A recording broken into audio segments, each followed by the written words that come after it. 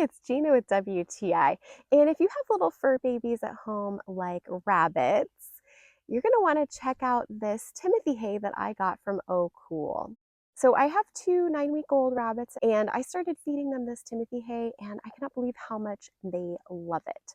I integrated it with a previous brand that I was using and they went straight for this Ohcool hay first. Some things that I like about the quality of this hay is that it is really long. It's not tiny little pieces of hay or hay dust. You can tell that it's quality. And the brand only cuts their hay once a year in July, so it has a longer grow time, and it has more fiber and less protein than a second cut of hay. Each of these 1.1 pound packages come in a Ziploc bag.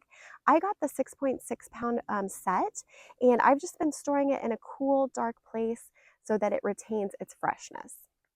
Acorn, Benjamin, and I love this hay. We think you're going to love it for your little fur babies too, and that's our point of view.